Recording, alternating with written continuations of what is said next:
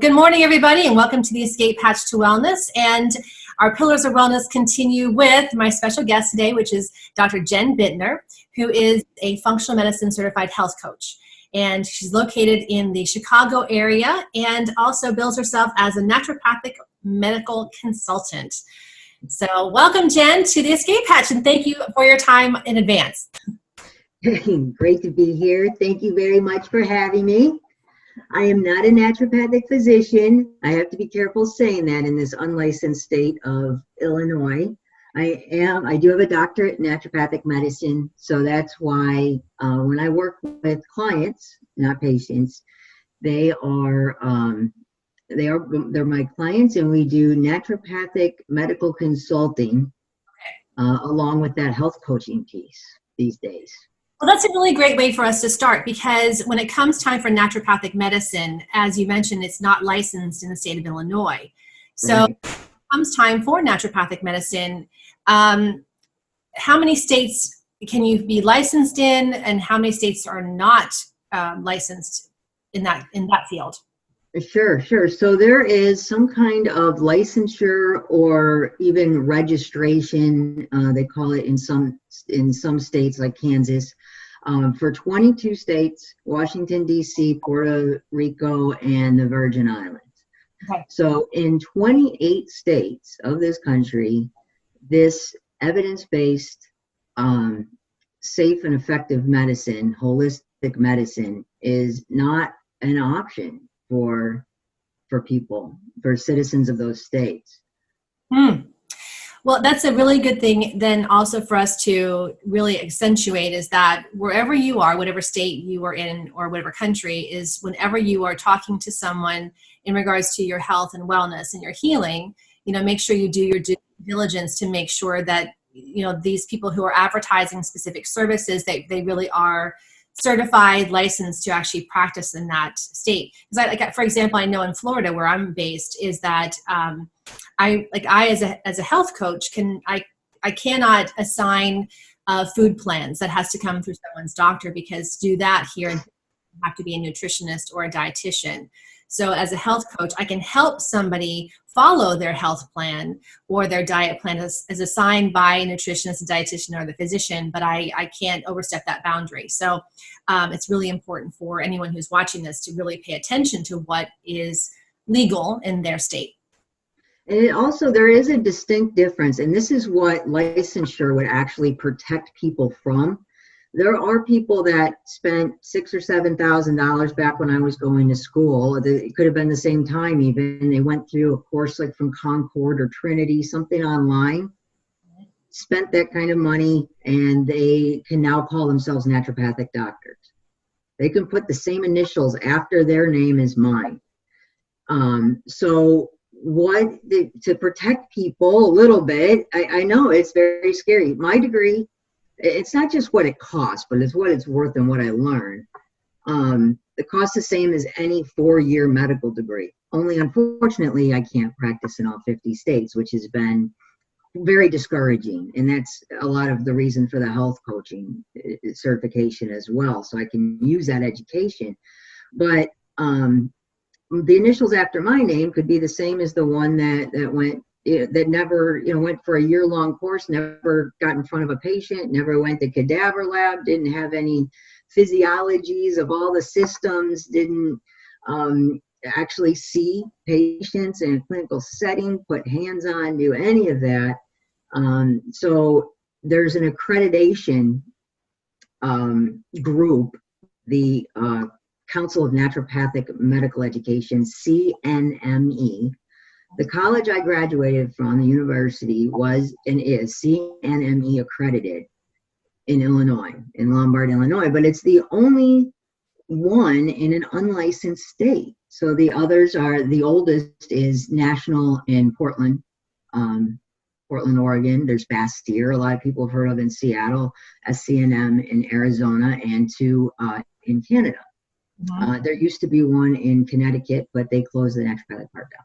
So at any rate, it is important to see where your naturopathic doctor was educated. And also, same for the functional medicine certified health coach, because I had asked me not too long ago about, well, you're a coach, but what does that really mean?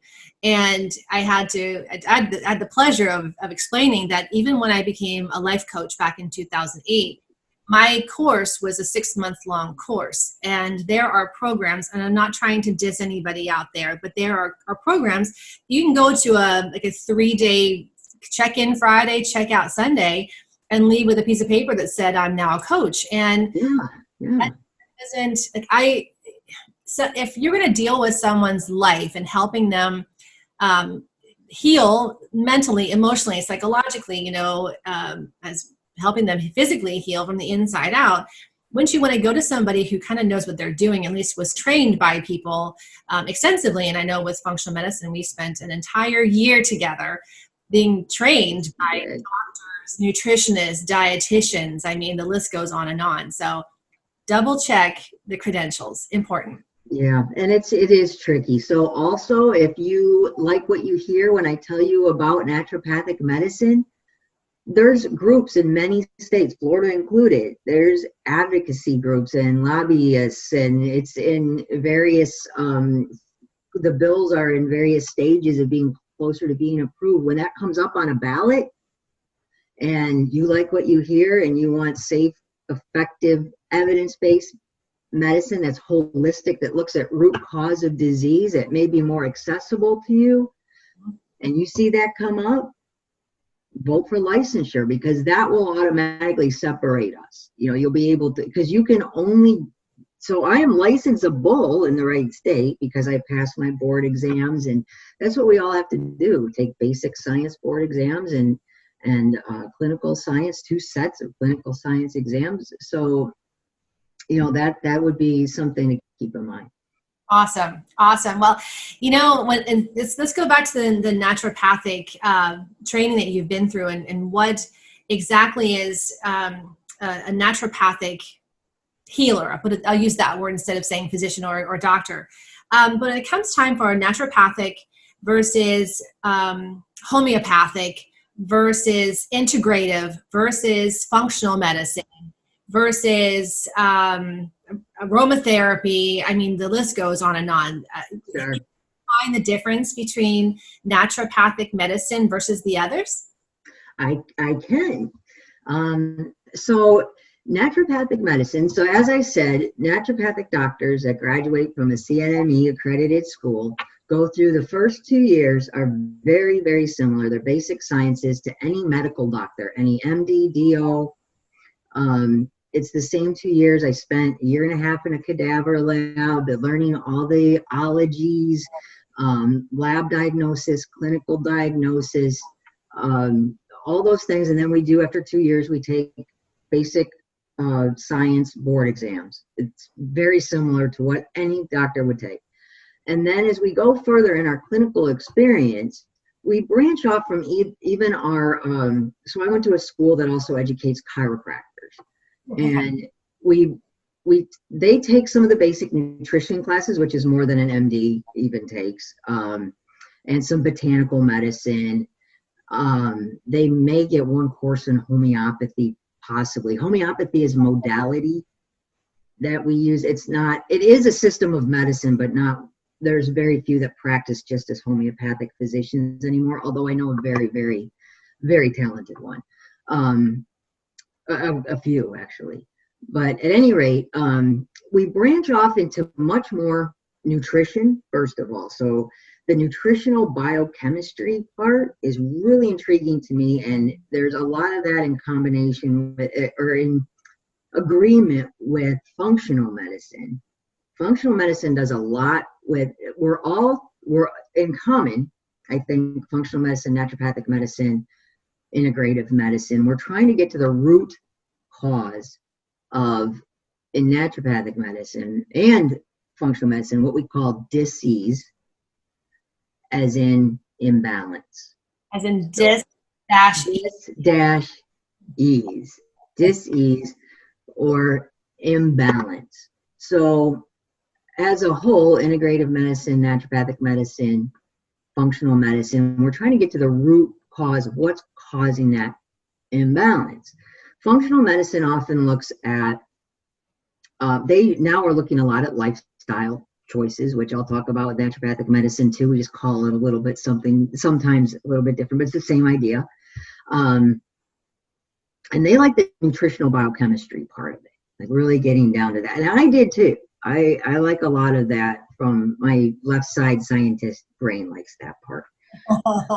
But we all, so in naturopathic medicine, as also with functional medicine, we look at the whole person.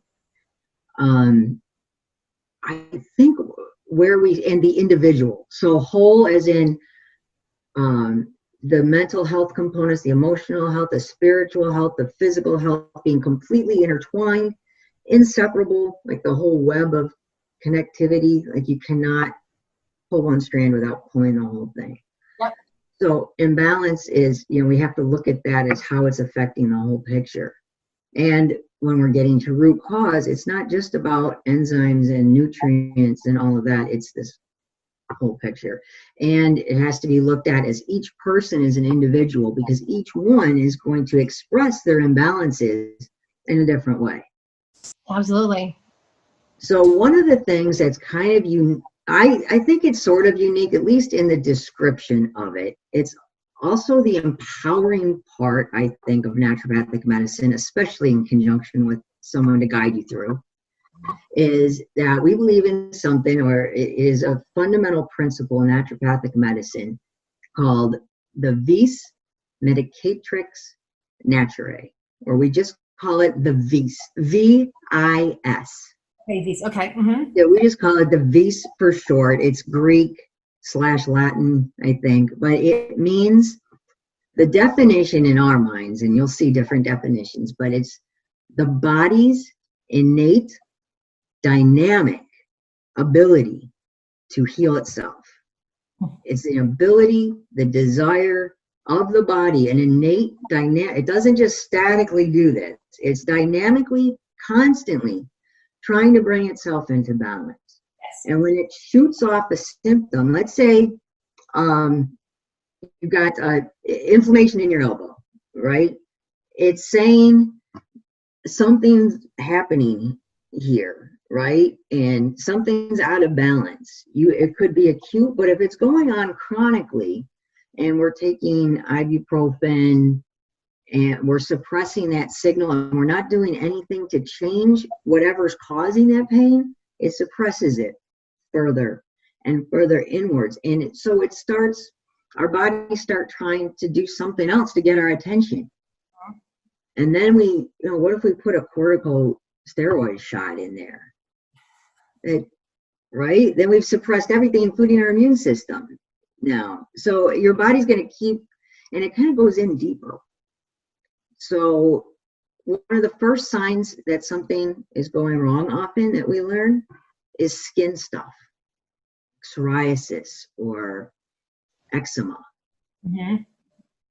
And usually if we can go in and find out what's causing that and treat it, and treat I have to be careful with, but treat the imbalance, let's say. Address the imbalance. We'll use address. How about that? Let's address the imbalance, right? And hopefully bring it back into balance. And it's not even me doing it. I'm going to help you do it, right? So I empower you. And what we talk about, instead of lifestyle stuff sometimes, what we use is we're removing the obstacles to cure. We're taking away the stuff that's blocking that innate ability to heal itself. And we do that by, there's another thing is pretty specific to naturopathic medicine, and that's called therapeutic order. And it's like therapeutic order. You can think of it like a pyramid. Mm-hmm. And along the bottom, like on our functional medicine matrix or our timeline, you know how you have the lifestyle stuff like all around it? Uh-huh. Right at the like you have your systems in the middle, your digestion, your assimilation, your detoxification, all that stuff, your mental, spirit, and then we have at the bottom the lifestyle stuff. That I call the 5 pillars of wellness. You got stress, you have relationship, nutrition. Isn't that the name of this thing that we're doing? Exactly. And so this is how this all brings in, actually, because in our pyramid, along the bottom, the widest part are the 5 pillars of wellness, as you put it, and is very true. Those are the pillars. It's a base of our pyramid. Up at the very, very top, and what we want to do is we hope to be able to go in at that base. We'd love to be able to start there. And we'd ideally love to be able to address all the imbalances right from there, because it's the least invasive, right? But as we move up, like the next part is more supplementation. You say supplementation, you mean like herbs and vitamins and... But we have botanical medicine, actually, I think is almost like below in our mind, because it's a whole like a whole food medicine or a whole plant medicine. When we start, and then we start with supplements, a lot of times they'll take one thing out. The same with pharmaceuticals, but in a more chemical way. And this too, they'll take the magnesium out and separate it. They'll take the calcium out. So that's why I like food as medicine so much, because food medicine and botanical medicine, or making a tea and using the leaves and the stems and the, if those all have the medicinal properties, it's a synergy that we need from each component. So as we move up therapeutic order, we actually, it seems like, and I'm just kind of thinking this out with you, but we get more of just the individual stuff pulled out and not the whole synergistic effect, right? So at the very top, refining process, is that what you're saying? Like it's refined the higher it goes in the order? Well, yeah, and more, I guess refined is a good way to put it. And sometimes we need that. We may need to address a very specific thing that is an obstacle